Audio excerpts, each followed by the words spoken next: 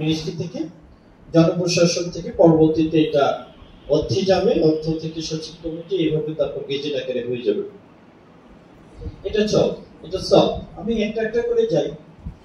তো সুতরাং প্রধান শিক্ষকদের পদ 10ম গ্রেড, এটা নিয়ে ইনশাআল্লাহ আমাদের চিন্তা করতে হবে।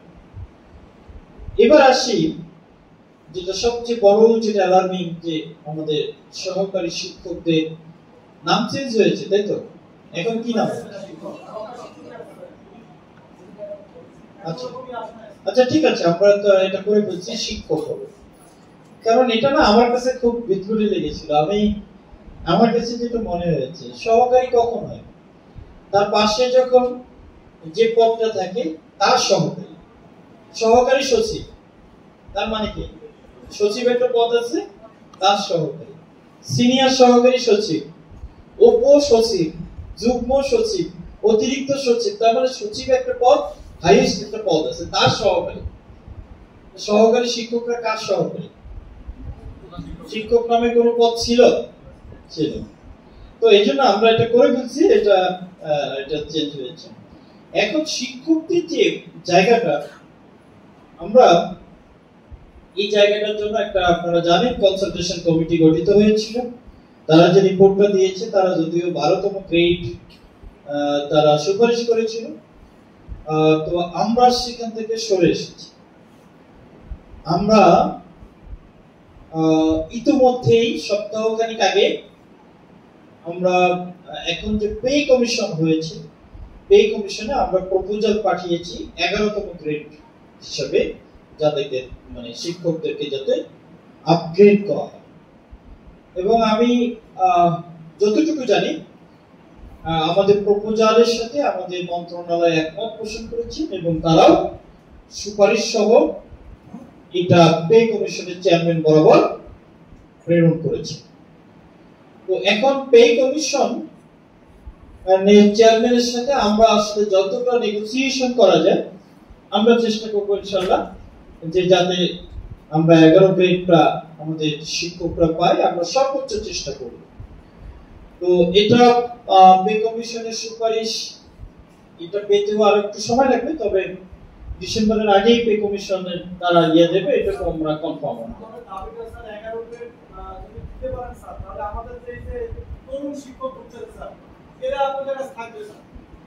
এটা আমাদের মাথায় আছে, নিঃসন্দেহে তারা যারা শিক্ষকতা পেশাটাকে করতে চায় তারা থাকবে। আমি শেষ করি আগে, ঠিক আছে? আমরা আসলে মানে অনেকেই আছে এই যে তরুণ শিক্ষকদের কথা বলা হয়েছে, তাদের সম্পর্কে আমার কাছে নেতিবাচক খবরও আছে। যোগদান করে 24-25-26 বছর বয়সে, তারপরে এই যে এক টানা এখন তো 32, এই পুরো সময়টা চেষ্টা করে যে কিভাবে শিক্ষকতার পেশাটাকে লিড করা যায়। আমার কোনো আপত্তি নাই, কেউ হচ্ছে বেটার সার্ভিসে চলে যাবে, এটা আমার কোনো আপত্তি নাই। সংকটটা হলো এটা, যে সময়টা চাকরি করবে এই সময়টা তার নৈতিকতার জায়গা থেকে সে কতটা আসলে স্ট্রং, যে আমি যে সময় স্কুলে যাব, স্কুলে আমি গাইড বই নিয়ে যাব না, আমি যে সময় বিটিপিটি ট্রেনিং করব সেখানে আমি গাইড বই নিয়ে যাব না, এটা তো কোনোভাবে নৈতিকতা সাপোর্ট করে না। কিন্তু অনেক জায়গা থেকে আমার খবর আসতেছে যে তারা স্কুলে পর্যন্ত দেখা যাচ্ছে বিসিএস গাইড বই নিয়ে যাচ্ছে। এটা হতে পারে না। আপনি যতদিন আছেন ততদিন আপনাকে কিন্তু অবশ্যই এই যে কারণে আপনাকে বেতন দেওয়া হচ্ছে, সরকার যে কারণে আপনাকে নিয়োগপত্র দিয়েছে, সেটা কিন্তু মর্যাদা আপনাকে রক্ষা করতে হবে। সেই জায়গায় ব্যত্যয় ঘটানোর কোনো সুযোগ নাই। তারপরেও যেটা হচ্ছে, অনেকেই যখন মানে 30 বছরেও কাঙ্ক্ষিত জায়গায় যেতে পারছে না, তখন অনেকটা মনে করে যে আমার ভাগ্যটাই খারাপ, এই পেশাটা কোন রকম ইচ্ছার বিরুদ্ধে মেনে নিচ্ছে। তাদের কাছ থেকে যে পরিমাণ আসলে তারুণ্য নির্ভর আমি কাজ আশা করেছিলাম, তারুণ্য নির্ভর, মেধা নির্ভর, কিংবা বলবো যে অন্যরকম একটা কৌশল আশা করেছিলাম পাঠদানের ক্ষেত্রে, সেই জায়গাটা বড্ড অভাব ফিল করছে। তরুণরা যতই বলুক না কেন যে আমরা ইউনিভার্সিটি থেকে পাস করে আমরা মেধাবী, কিন্তু তার প্রয়োগ বিটিপিটি ট্রেনিং হচ্ছে, তারপরে গিয়ে যখন ক্লাসে যাচ্ছে এখানকার লব্ধ যে জ্ঞান, সেই লব্ধ জ্ঞানটা অনেকেই প্রয়োগ করছে না। তো এই জন্য আমরা এখন চিন্তা করছি যে না, এরকম ভাবে চলতে পারে না, আমরা ভিন্ন কৌশল এখন আগাবো। যারা সত্যিকার অর্থেই টিচিং প্রফেশনকে নিতে চায়, আমরা তাদেরকে আগামী দিনে টিচার বানাবো। আর এই লক্ষ্যে আমরা আগামী জানুয়ারি থেকে, আপনারা জানেন যে আমরা প্রি সার্ভিস এডুকেশন চালু করছি এক বছর। ওই প্রি সার্ভিস এডুকেশনে বিডিপিটিতে যা শেখানো হয় পুরো বিষয়টাই তাদেরকে শেখানো। মডেল হিসেবে প্রথম বছর 10টা পিটিআই হচ্ছে এবং পরবর্তীতে সব পিটিআই দিয়ে আমরা করব। এবং একটা পর্যায়ে যখন পর্যাপ্ত গ্রাজুয়েট বের হবে এই কোর্সটা সহ, তখন আমরা বাধ্য করব যে এই মানে ছাড়া, প্রশিক্ষণ সনদ ছাড়া কেউ আর আবেদন করতে পারবে। তখন যে টিচাররা আসবে তখন তারা আমরা পরের দিন থেকে আমরা তাদেরকে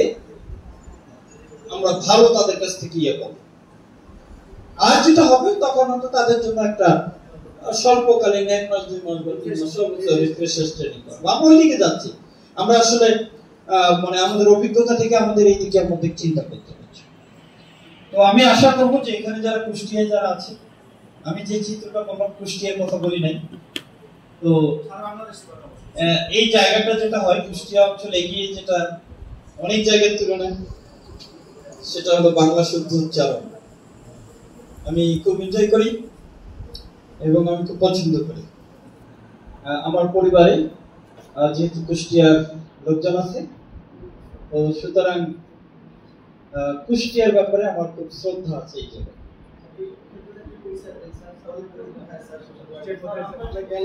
আচ্ছা, দৌলতপুর উপজেলা ফিলিপনগর। আমার শ্বশুর মারা গিয়েছেন, মোহাম্মদ আজিজুল হক। ওরা কেউই নাই আসলে, ওরা 4টা ভাই। আমার শ্বশুর বেশ ঢাকায় সেটেল এবং কুষ্টিয়ায় একজন সেটেল, কেউই নাই, মারা গিয়েছেন। আমার মামা শ্বশুর, আমি পুরো নাম বলতে পারবো না, আছে তো আমার ওই মামা তো একটা বোন আছে, সে টিচার। আচ্ছা, তো সব মিলিয়ে যাই হোক একটা আত্মীয়তার এখানে আছে আমার। আমি সেই জায়গাটা যাবো না এখন। আমি যে জায়গাটা শেষ করতে হবে আমাকে, সেটা হলো এই যে শিক্ষকদের বিষয়ে আমাদের যে আসলে মানে এই কথাগুলো, এটা আসলে খুব সুখকর কথা। আমরা এখন সামনের দিনগুলোতে যেটা করছি, যে পদোন্নতির জায়গাটা তো জট লেগে আছে, তাই না? 32,500 শিক্ষক এখন আমার পদোন্নতির অপেক্ষা করছি। আইদার তারা চলতি দায়িত্ব পালন করছে অথবা ভারপ্রাপ্ত প্রধান শিক্ষক। মামলার কারণে এটা মারাত্মক হবে। 73/2023 নম্বর একটি মামলা। আমরা লড়াইটা করতেছি অন্যরকম। আমি কত দিন যে অ্যাটর্নি জেনারেলের কাছে দেখা করতে গিয়েছি, তো ফাইনালি যেটা হয়েছে যে আমাদের পক্ষে শুনানিটা শেষ হয়েছে, অপর পক্ষের শুনানিটা অর্ধেক হওয়ার পরে খবর আসলো যে বিচারপতি মহোদয়ের একজন বিচারপতি মা মারা গেছে। স্টপ হয়ে গেল। দুর্ভাগ্য কাকে বলে। আগামী সপ্তাহে মানে এই সপ্তাহে আশা করতেছি হিয়ারিংটা শেষ হবে, তাহলে মাসখানেকের মধ্যে একটা রায় পাবো এবং রায় পেলেই আমরা আশা করি যে এই যে 33,000-32,500 শিক্ষকের ভাগ্য যে মানে দীর্ঘদিন ধরে ঝুলে আছে, এটা ইনশাল্লাহ হয়ে যাবে এবং আমরা তখন এই 32,500 শিক্ষককে আমরা আবার নতুন করে নিয়োগ দিতে পারবো। আমরা শিক্ষকের শূন্য পদ একদমই রাখতে চাচ্ছি না। আমরা আগামী মাসেই আশা করছি আমরা সার্কুলার দেব। 13,500 পদ আমার ফাঁকা, তার সাথে সঙ্গীতের 2,500 এবং একই সাথে আমাদের শরীর চর্চার 2,500, 5,000, তাহলে প্রায় 18,000-এর মতো শিক্ষকের আমরা সার্কুলার আগামী মাসে দিতে পারবো ইনশাআল্লাহ। তো এটা রাউন্ড আমরা করবো। এটা হয়েছে আরেকটা বিষয় যেটা খুবই অ্যালার্মিং, সেটা হলো যে স্কুল ভেদে শিক্ষকের বৈষম্য। গ্রামের স্কুলগুলোতে শিক্ষক নাই, সব চলে এসেছে শহরে অথবা তার বাড়ির পাশে যে স্কুল, এই জায়গাটা একটু দূর করতে হবে। আমরা এবার সার্কুলারে হয়তো এই করবো এবং ধীরে ধীরে আপনি দামেন, আপনি আমাকে মাঝে মাঝে ডিস্টার্ব করছেন। আপনি বসেন তো, আপনি কোথায় বলবেন? আপনি বসেন, আমাকে কথা বলতে না আপনি আর ইয়ে করবেন, এখানে দাঁড়িয়ে থাকবেন, আপনি না হলে মাঝামাঝি কথা বলবেন। হ্যাঁ, আমি যেটা বলতেছিলাম যে এই চিত্রটা এতটাই ভয়াবহ যে টিআইবি আমাদেরকে একটা রিপোর্ট দিল 130টা স্কুল মাত্র তারা সার্ভে করেছে। 130টার মধ্যে একটা স্কুল পাওয়া গেল যেখানে মাত্র 2 জন টিচার। তাহলে 130-এ যদি 2 জন একটা টিচার থাকে, তাহলে আমার 65,569টা স্কুল, তাহলে কতগুলো স্কুলে এরকম 2 টিচার আছে? 2 জন টিচার দিয়ে একটা স্কুল চলে? 3 জন দিয়ে চলে। এখন অ্যাট লিস্ট 6 জনের নিচে শিক্ষককে দিয়ে মানে হলে সমস্যা না বিশাল। তার মধ্যে হেডমাস্টারকে তো মাসের একেবারে প্রায় দিনই মানে বাইরে থাকতে হবে। আমরা এরকম কাজ করতেছি, আমরা এরকম 4 জন টিচার 5 জন টিচার যে স্কুলগুলো আছে আমরা সেই স্কুলগুলো চিহ্নিত করেছি। চিহ্নিত করে আমরা দেখেছি 13,000-এর মতো যদি আমরা নতুন টিচার পদ সৃজন করতে পারি, তাহলে আর 4 জন বা 5 জনের কোনো পদ থাকবে না কোনো স্কুল। এখানে সেটাও না হয় বলে, কিন্তু ওই যে বৈষম্যের জায়গা, তদবির বাংলাদেশে এমন একটা বিষয় ভয়াবহ, চাকরি থাকে না, একেবারে এই পর্যায়ে চলে যায়। এখন আমরা সেই জায়গা এখন আরেকটা ইয়ে করতেছি যে যত তদবিরই আসুক আমরা নীতিমালা এবং ইয়েতে চেঞ্জ করতেছি যে 5 জনের নিচে কোনোভাবেই কোন স্কুল থেকে আমরা ইয়ে করবো না। 1 2 নম্বর হলো যে আসলে শিক্ষকরা তো নিয়োগ হয় কি উপজেলার কোটায় নিয়োগ হয় না? অনেক শিক্ষক আমার নিয়োগ পেত না যদি উপজেলা কোটা না। যদি সারা বাংলাদেশে কম্পিটিশন করতে হতো তাহলে দেখা যেত ঢাকা মহানগরী থেকে হাজার হাজার ছেলে মেয়ে সব চলে আসে, সঠিক কিনা? কিন্তু নিয়োগ পাওয়ার পর পরে আমরা অনেকেই ভুলে যাই, অনেকেই ভাবি যে আমার জন্ম কি আর এখানে চাকরি করার জন্য, আমাকে তো ঢাকায় যেতে হবে, আমাকে তো রাজশাহীতে যেতে হবে। এই তদবিরগুলো তখন এমন ভাবে আসে যে আমরা আসলে এই যে আমাদের হাত ধরেই তখন বৈষম্যতা তৈরি হয়ে যায়। অনেক স্কুল থেকে আমাদেরকে মানে জেনে শুনে ইয়ে করে। তবে একটা জিনিস এখন আমি অন্তত আমার হাতে শুরু করছি যে 4 জনের নিচে কোনো জায়গায় যদি শিক্ষক থাকে আমি সেখানে কাউকে ইয়ে বদলি করি না। 4 জন পূরণ করেছি তারপর আমি মানে কাউকে ছেড়েছি, এরকম হয়েছে। তো যাই হোক, আমরা আগামী দিন আরো একটু কঠোর হব। আমরা মাননীয় প্রধান উপদেষ্টা আমাদেরকে বলেছেন বদলি নিয়ে আরো শৃঙ্খলাবদ্ধ কিভাবে, উনি এই শব্দটাই বলেছেন, নীতিমালা তৈরি করা যায়, সেটা আমাদেরকে দায়িত্ব দিয়েছেন। তো আমরা চেষ্টা করছি যে আগামী দিনে হয়তো আরো একটু কঠোর হব, যে একই যে উপজেলার চাকরি পাবে সেইখানে কিভাবে তাকে রেখে দেওয়া যায়, সেই জায়গাটা আমরা আরো একটু কঠোর হব। এর বাইরে যেটা, এই যে আমি দুটো পিলারের কথা বললাম, একটা হলো স্টুডেন্ট আর একটা হলো টিচার। 3 নম্বরটা হলো ইনফ্রাস্ট্রাকচার। আমি কিন্তু এই জায়গায় আমার অসন্তুষ্টি খুব একটা নাই। গাছের নিচে বসে ক্লাস করতে হয় এরকম কোনো বাংলাদেশে আমার এখন আর স্কুল নাই, তাই তো? মোটামুটি ভালো এই বলতে পারি যে অন্তত আমার বৃষ্টির দিনে আমি যে স্কুলে পড়াশোনা করেছি, বৃষ্টির দিনে বাইরের বৃষ্টি আর ঘরের ভিতরে বৃষ্টি একই রকম ছিল। অধিকাংশ দিন যেটা হতো গাছের নিচে স্যারেরা একটা চেয়ার নিয়ে বসতো, আমরা সামনে বসে আমরা পড়াশোনা করতাম। সেই জায়গা তো নাই। আমার পিএইচডি কোর্স শেষ হয়ে যাবে সামনে, আমার এনএনজিপিএস যেটা শেষ হয়েছে, জিপিএস প্রজেক্টটা সেটাও হচ্ছে, ফার্স্ট যেটা পেজ সেটা শেষ হচ্ছে। আমরা সামনে অনেকগুলো প্রজেক্ট নিয়েছি, অনেক। তার মধ্যে অন্যতম হলো 14,000 কোটি টাকার একটা প্রজেক্ট আসতেছে, সেটা হলো আমার জিপিএস দ্বিতীয় ফেজ, ইমিডিয়েট শুরু হবে ইনশাআল্লাহ। এইখানে আমি যেটা করবো, আমি হোলিস্টিক অ্যাপ্রোচে আমি ডেভেলপমেন্ট করব। ওই যে শুধু একটা বিল্ডিং হবে, বাথরুম নাই, পরে বাথরুম ওই বিল্ডিং এর সাথে জোড়াতালি দেওয়া অথবা মাঠের একবারে কোণার মধ্যে, এরকম হবে না। বাউন্ডারি ওয়াল নাই। এবার আমরা হোলিস্টিক ডেভেলপমেন্ট করব এই প্রজেক্টগুলো, যে যেখানে আমার বিল্ডিং হবে সেখানে সব কিছু হবে, পর্যাপ্ত সেখানে বাথরুম হবে, 2 পাশে আমি বাথরুম করার চেষ্টা করতেছি, অ্যাটাচড বাথরুম থাকবে টিচারদের, এবং সেখানে চেষ্টা করা হচ্ছে যে আমরা ছাদের উত্তম একটা ব্যবহার করব। আমরা একটা স্টোর রুম করার চিন্তা করতেছি, অভিভাবকদের বসার কিভাবে একটু জায়গা করা যায় সেই চিন্তাটাও সামনের ফেজগুলোতে আসবে। আমার জরাজীর্ণ স্কুল যতগুলো আছে সবগুলো আমরা মেরামতের জন্য আলাদা একটা প্রজেক্ট নিচ্ছি। আমরা বাংলাদেশে মডেল স্কুল প্রত্যেকটা ইউনিয়নে একটা করে মডেল স্কুল করতে চাই, সেজন্য আলাদা একটা প্রজেক্ট নেওয়া হচ্ছে। খেলার মাঠ এবং বাউন্ডারি ওয়াল যেটা বাকি আছে সেটার জন্য আলাদা একটা প্রজেক্ট আমাদের আসছে। আমরা আমাদের এর আগে আমি বলেছি যে 349টা উপজেলায় সকল বাচ্চারা যাতে স্কুল ফিডিং পায় সেটা হবে সবচেয়ে বড় আমাদের একটা প্রজেক্ট। সেটা আমাদের অলরেডি ডিপিপি প্রণয়নের কাজ চলছে, কারণ মাননীয় প্রধান উপদেষ্টা তিনি যখন আগের প্রজেক্টে অ্যাপ্রুভ হয় তখন জিজ্ঞাসা করেছিল যে সব বাচ্চারা নয় কেন, মানে ওনার আগ্রহের জায়গাটা কতটা তীব্র যে সব বাচ্চারা স্কুলে ফিডিং পাবে। তো আমরা সেই লক্ষ্যে কাজ করতেছি, আশা করতেছি আগামী 5 বছর পরে আমাদের যখন এই প্রজেক্টগুলো যদি আমরা ঠিকঠাক ভাবে করতে পারি তাহলে ইনশাআল্লাহ আমাদের বাংলাদেশে জরাজীর্ণ কোনো স্কুল থাকবে না। সবচেয়ে বিগত সময়ে পিছিয়ে ছিল পিটিআই গুলো, খুবই করুণ দশা পিটিআই। পিটিআই এর জন্য আমরা আলাদা একটা প্রজেক্ট নিচ্ছি, শুধু পিটিআই বেস, পরীক্ষণ বিদ্যালয় নয়, পিটিআই এবং একই সাথে পরীক্ষণ বিদ্যালয়। পরীক্ষণ বিদ্যালয়ের পিটিআই এর একটা অংশ, এটা একটা ল্যাবরেটরি।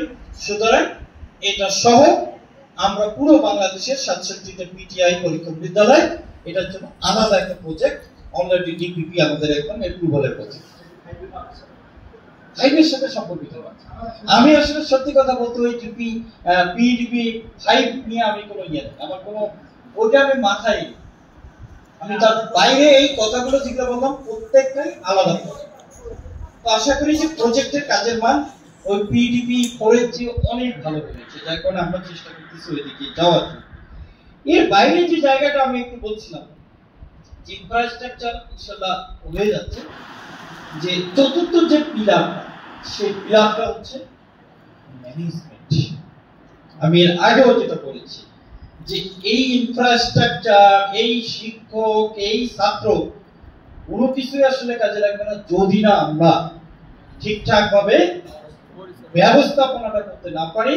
আমার এই মেধাবী শিক্ষকদেরকে যদি হেডমাস্টার কাজে লাগাতে না পারে, আমার মেধাবী শিক্ষকরা যদি স্কুলে গিয়ে তারা তাদের সর্বোচ্চটা না দেয়, আমার যদি শিক্ষকরা কমিউনিটিকে ইনভলভ না করে, তাহলে কাঙ্ক্ষিত ফলাফল কিন্তু সম্ভব নয়। তো আমি মনে করি যে আমার সাথে এখন যারা কাজ করতেছে, যে ইয়াং ফোর্স এবং অভিজ্ঞ যে শিক্ষকরা, তারা প্রত্যেককেই চাইলে কিন্তু তার নিজ অধিক্ষেত্রে তারা কিন্তু চেঞ্জ মেকআপ হতে পারে। শুধুমাত্র ইচ্ছা শক্তিটাকে আসলে বাড়াতে হবে, এবং যারাই বাড়াবে তারাই দেখবেন যে ভালো। আমি আমাদের ঝিনাইদহে এরকম আপনাদের মতো একদম ইয়াং একটা শিক্ষক, আর কিছু ইনোভেটিভ আইডিয়া দেখেছিলাম আমি যখন গুণী শিক্ষক আমরা বাছাই করি। না না মেয়ে, হ্যাঁ, ইংলিশে অনার্স মাস্টার্স করে সে করেছে। তো সে খুলনা বিভাগের মধ্যে হয়েছিল, গুণী শিক্ষক হিসেবে সেরা হয়েছিল। তো ভাইবা থেকে আমার এত ভালো লেগেছে তার আইডিয়াগুলো, যদিও সে বাংলাদেশের সেরা গুণী শিক্ষক হতে পারেনি, কিন্তু আমার মাথায় ছিল। আমি তাকে করেছি, তাকে দেশের বাইরে পাঠানোর জন্য আমি অলরেডি সিলেকশন দিয়েছি।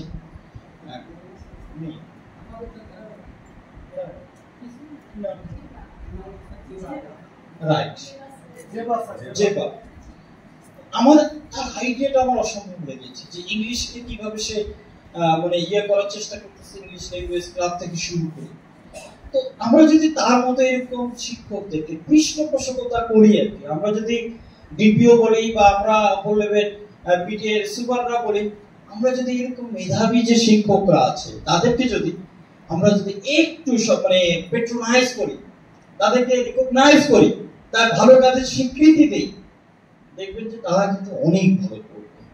তো আমি আশা করি, প্রত্যাশা করি যে এখানে যারা আছে কিংবা কুষ্টিয়ায় যারা কর্মরত আছে সকলে ইনশাআল্লাহ একটু বৃত্তের বাইরে গিয়ে ওই যে দুর্বল বাচ্চাটা, যে বাচ্চাটা স্বপ্ন দেখছে, যে রিক্সা চালকটা তার ওই বাচ্চাকে ঘিরে স্বপ্ন দেখছে, আমাদের উপর যাদের অনেক প্রত্যাশা, এবং একদম আস্থার জায়গাটা যাদের একদম শতভাগ, সে মানুষগুলোর জন্য আসলে আমরা কিছু করি।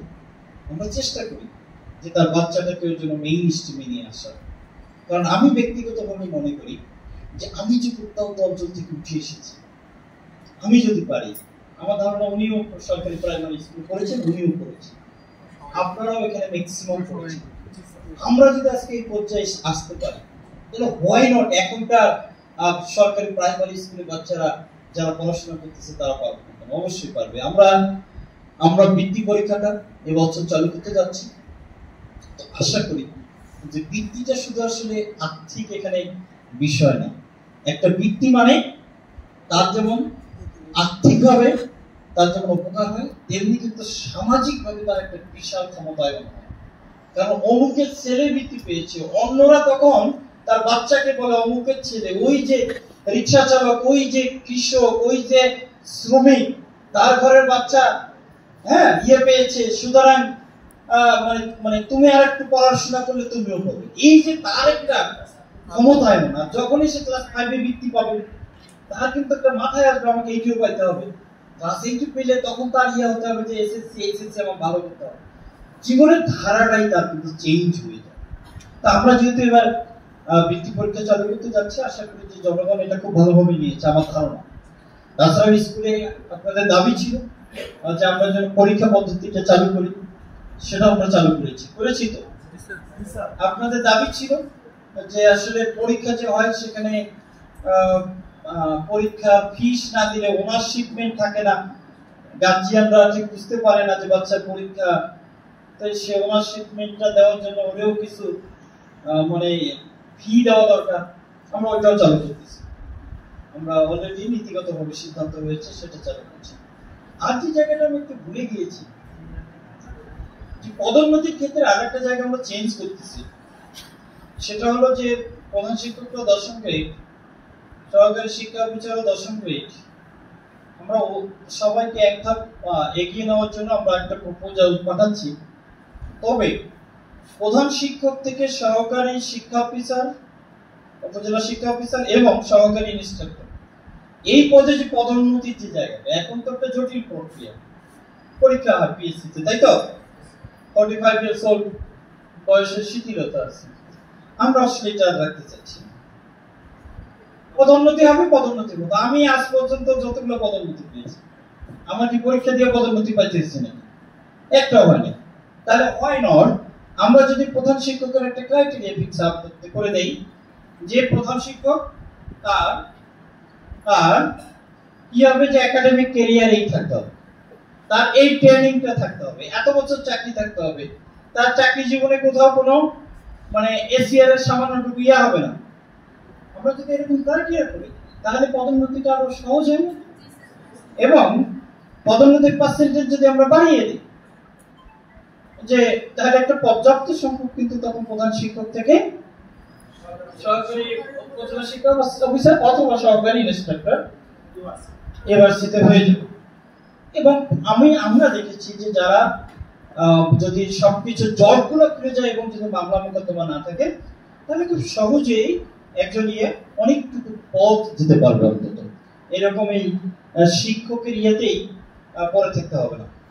তো যাই হোক, আমি আশা করি, প্রত্যাশা করি আমাদের যে উদ্যোগগুলো, এই উদ্যোগগুলো আমরা অনেকগুলো উদ্যোগ কাজে হাতে নিয়েছি এবং এই উদ্যোগগুলো সফলভাবে যদি আমরা বাস্তবায়ন করতে পারি, তাহলে দিন শেষে আমরা ইনশাআল্লাহ আমরা জনগণের যে প্রত্যাশা, রাষ্ট্রের যে প্রত্যাশা, সেটা আমরা পূরণ করতে পারব। আমি আর বাড়াবো না, জাস্ট এবার আসেন কি বলতে চাই, মন খারাপ করছে। আমি দুটা বিষয় একটু শেষ করি, কথা বলি। সেটা হলো যে মাননীয় আমাদের প্রধান উপদেষ্টার সাথে আমাদের যে বৈঠক ছিল, আমি ছিলাম সেখানে। তো ওইখানে উনি জিজ্ঞেস করলো যে স্কুলগুলোতে এখন আইসিটির কি অবস্থা। আমি বললাম যে স্যার, আমার 61,000 স্কুলে অলরেডি আমরা মাল্টিমিডিয়া প্রজেক্টর দিতে পেরেছি। তো স্যার একটি কথাই বললো যে এটা তো ব্যাকডেটেড যে আইটেম, কিভাবে আরো মানে স্মার্ট হওয়া যায়। তো আমি স্যারকে বললাম যে স্যার, আমরা চেষ্টা করছি, আমরা অলরেডি আমার হাতে এই মুহূর্তে 3000 স্কুলের জন্য ইন্টারেক্টিভ ফ্ল্যাট প্যানেল, যেটা একেবারে অত্যাধুনিক। তো এক একটা দাম মনে হয় প্রায় 4 লক্ষের কাছাকাছি, 3000 চলে এসেছে আমার কাছে।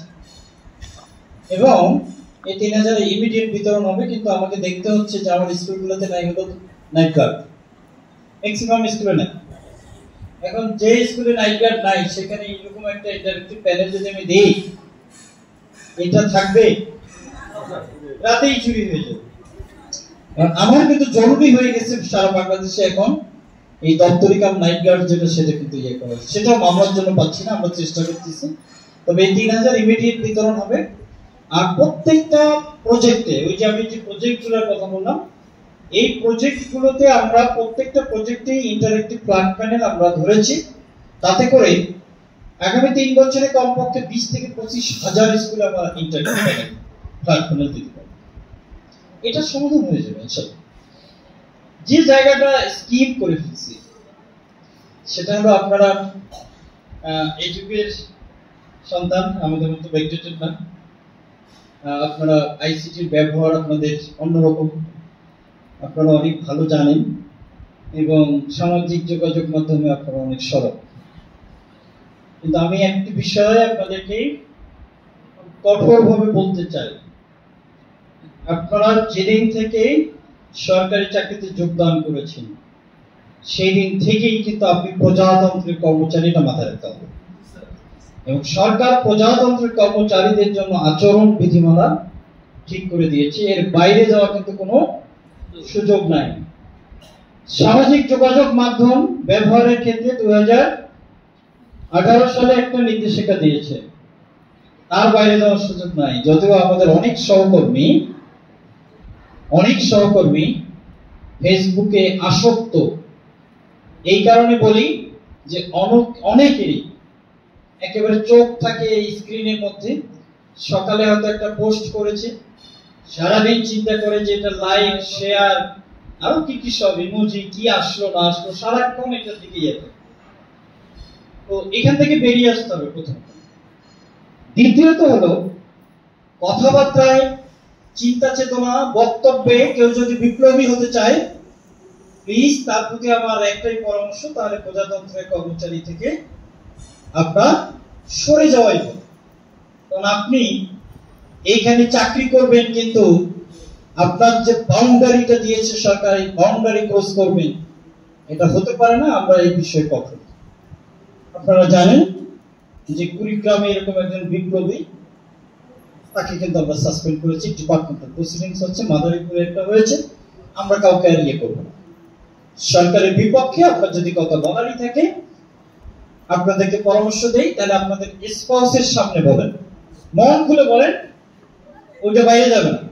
কলিগের সামনে বলবেন, ওইটাই ভবিষ্যতে আপনার জন্য বুমেরাং হয়ে যাবে, যে ও তো এই সরকার সম্পর্কে, এই ইয়ে সম্পর্কে এই কথা বলেছিল। কলিগ কখনো কিন্তু আপনার বেস্ট ফ্রেন্ড হবে না, এটা মাথায় রাখবেন। এবং একই সাথে কাউকেই আপনি ট্রাস্টের জায়গা থেকে কখনো এমন কিছু বলবেন না যেটা আপনার নেই। আপনার বলতে চাইলে, আমি যেটা বললাম, উত্তম জায়গা হলো স্পাউস। আরেকটি বিষয় আমি খুবই গভীর উদ্বেগের সাথে লক্ষ্য করছি, সারা বাংলাদেশে আমার অনেক সহকর্মীরা এই ফেসবুক ব্যবহার করতে যে অনৈতিক সম্পর্কে জড়িয়ে যাচ্ছে। আমার কাছে যখন কোন পরিবারের পুরুষ কলিগের তার ওয়াইফরা বাচ্চা সহ চলে এসে বলে, স্যার দয়া করে আমার স্বামীকে রক্ষা করেন, ইভেন টু হাজবেন্ড বাচ্চা সহ এসে বলে যে আমার ওয়াইফকে রক্ষা করেন। জাহাঙ্গীরনগরের পড়ুয়া একটা মেয়ে, সে এসে আমার কান্নাকাটি করেছে যে আমার বাবাকে রক্ষা করেন, নষ্ট হয়ে যাচ্ছে পরিবারটা, ধ্বংস হয়ে যাচ্ছে।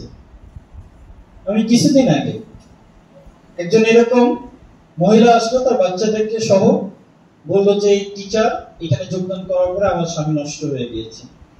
স্বামীও দুষ্ট, মহিলাও দুষ্ট। কেন বাবা, তোমার আর কি ইয়ে নাই, বাংলাদেশে কোনো পুরুষ নাই, তোমার কেন এই দুই বাচ্চার বাবার সাথে ইয়ে করতাম, সম্পর্ক করতাম? তো নৈতিকভাবে কোনোভাবেই তো যায়। আমি সেই শিক্ষককে বদলি করে দিলাম সেখান থেকে প্রায় 60-70 কিলোমিটার দূরে, যে অন্তত ডিস্টেন্সটা ইয়ে হলে হয়তো ইয়ে। এক সপ্তাহের পর সেই শিক্ষক এসেছে, এসে বলে স্যার আমরা তো 1 বছর আগে গোপনে বিয়ে করছি স্যার, আমার তো বৈধ উনি স্যার, বৈধ স্বামী। আমার মেজাজটা খারাপ হয়ে গেছে যে বিয়ে করার সময় একবার মাথায় আসলো না যে ওই লোকটা 2টা বাচ্চা সহ তার ওয়াইফ আছে এবং বিদ্যমান, তাদের কোনো পারমিশন ছাড়াই বিয়ে শাদী করলাম। উত্তর তো নাই, ভালো লাগছে, বলে স্যার ভালো লাগছে। কি স্মার্ট উত্তর! এবার ভালো লাগলেই তার গলায় ঝুলতে হবে নাকি? নৈতিকতার মান কোথায় গেলে এরকম কথা বলতে পারে? এই অনৈতিকতার যেন কোনোভাবে আশ্রয় না নেয়। আপনার প্রতিটি পদক্ষেপ কিন্তু আমার জনগণ দেখে। আপনার কারণে আমার যেন শিক্ষা পরিবার ক্ষতিগ্রস্ত না হয়, আপনার কারণে আপনার যেন পরিবার ক্ষতিগ্রস্ত না হয়।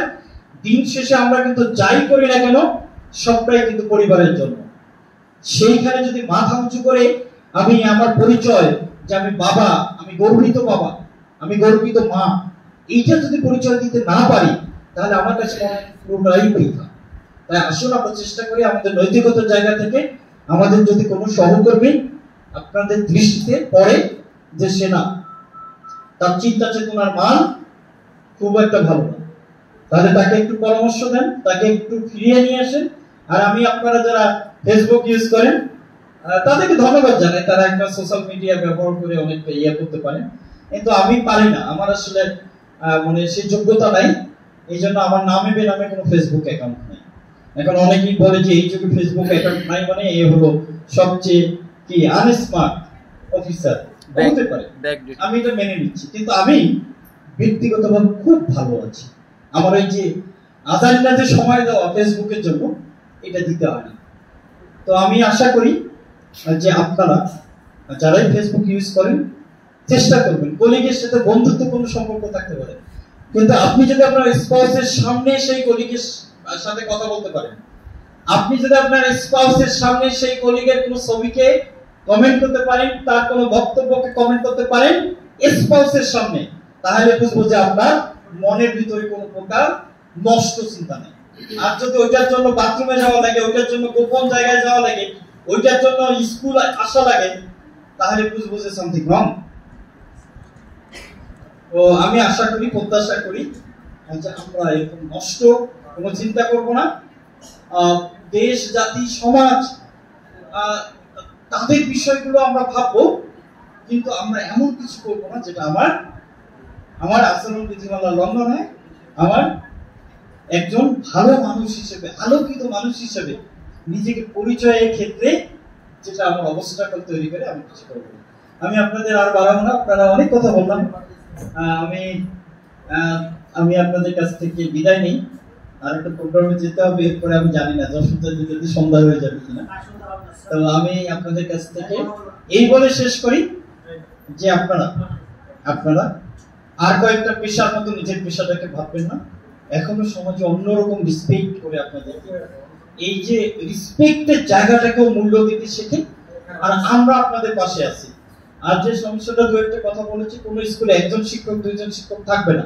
আমি আজকে ডিপিও কে একবারে নির্দেশনা দিয়ে দিলাম, আপনি চোখ কান বন্ধ করে আপনি ইমিডিয়েট আপনি ইয়ে করেন, জাস্ট শিক্ষক সমন্বয় করবেন। যদি কোথাও থেকে বাধা আসে বলবেন যে ডিজি স্যার, আমার নাম্বার দিয়ে বলবেন যে তার সাথে কথা বলবেন, ঠিক আছে? পদ শূন্য হলে আপনি সংযুক্তিতে দিয়ে দেন, কোনো অসুবিধা নেই। কারণ আমার এরকম এই 100-150 ছাত্রছাত্রী থাকবে, তার জন্য একজন শিক্ষক 2জন শিক্ষক এটা হতে পারে না। তো এবার খোদা হাফেজ বলি, ভালো থাকবেন, সুস্থ থাকবেন, সবার জন্য আমার অনেক অনেক শুভকামনা। আল্লাহ হাফেজ।